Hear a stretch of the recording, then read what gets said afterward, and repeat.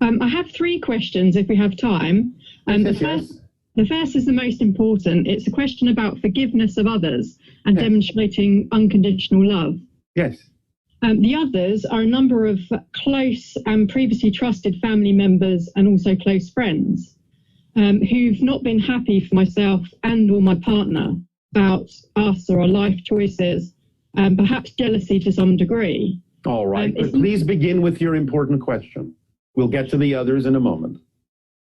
Okay, well, my question is that about them and how we achieve total forgiveness, that is unconditional love, for these particular people. All right, and are you familiar with what we have recently delivered as a 5-step process for going through the eye of the needle that includes the first step being forgiveness?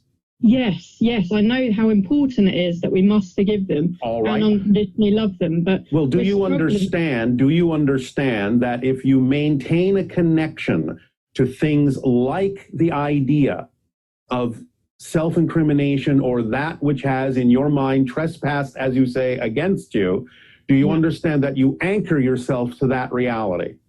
Yes. Well, if you understand that, then why would you want to continue to anchor yourself to a reality you say you no longer prefer? Forgiveness is literally the cutting of the chain that anchors you to a past that you say you no longer prefer.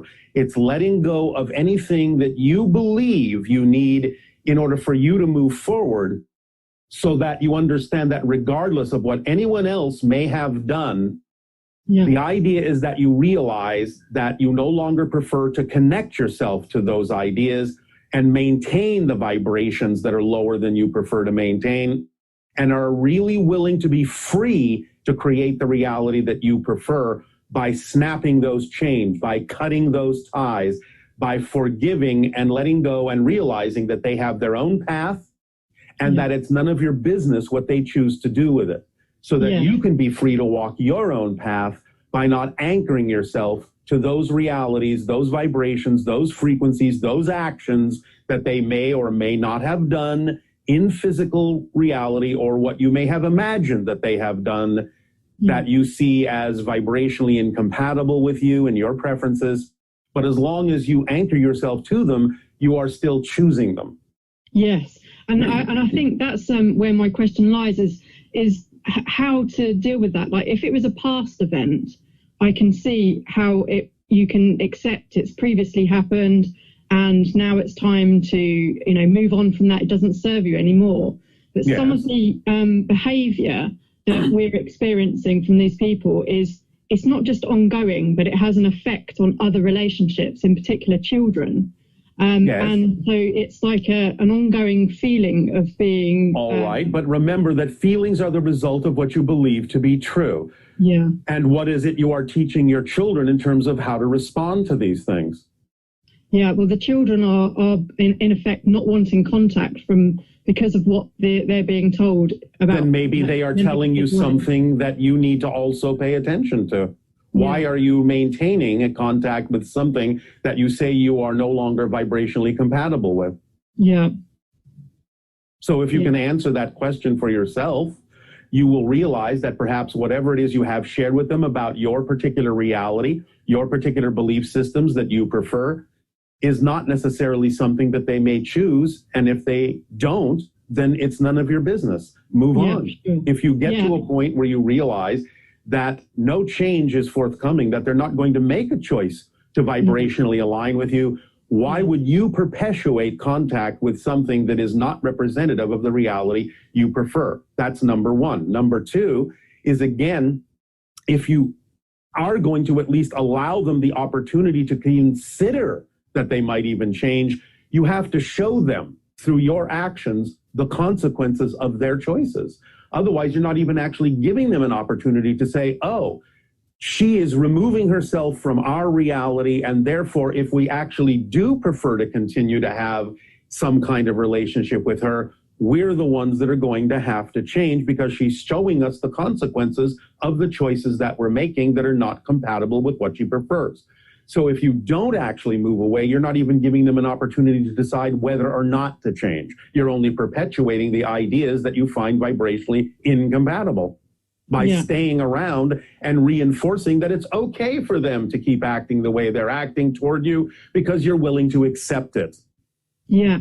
So Yeah. you have to take responsibility for your part in the creation of the perpetuation of the vibration you say you don't prefer.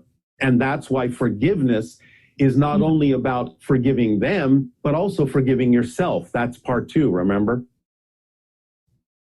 Yes. And those that are influencing the children and other family members and other friends. But as I said, no one is influenced unless they choose to be. Yeah, sure. If you really understand you are in your own reality, then the only way you can experience what you call an influence is to accept that what is being said about you is true. And then you influence yourself by matching the frequencies you're being offered that you say you don't prefer. And that's why we asked you, what are you teaching the children? Because if the children themselves recognize that they don't have to choose to experience influence from something vibrationally incompatible, then they may be showing you the way to allow yourself to recognize that you cannot be influenced by anything you don't agree with. And if other people are choosing to create agreement with something they find vibrationally incompatible, choosing to create what appears to be influence by others, again, all you can do is let them know there are other choices they could make, but only to a point where you yourself are not anchoring yourself to those realities and then allowing your vibration to diminish so that you also feel influenced when you don't have to. Yes, thank you. You really have to let go of things that are no longer relevant for you. Yes, and yeah, it's that recognizing that it just doesn't serve us at all to feel. And that's, in essence, forgiveness. Yes. Yeah. You have to let them have their path while you don't deny yourself your own path. Yeah. You have to be true to everyone, not by being responsible for them, but by being responsible to them to be yourself, regardless of anything they may have ever done. You have to let it go. Otherwise, you are simply remaining where you say you don't wish to live. Yeah. Does that help? It does. It does.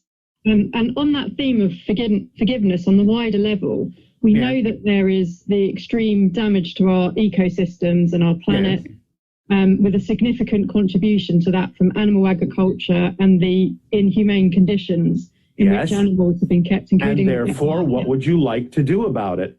Again, forgiveness doesn't mean you can't do something about it, because if you're going to transition yourself to a reality that you prefer, you still have to take the actions that you would be taking in that reality. Yeah. That are representative of the reality you prefer. So how are you transforming your preferences into actual representative actions that are more reflective of the reality you prefer? What actions are you taking in that direction would be the answer.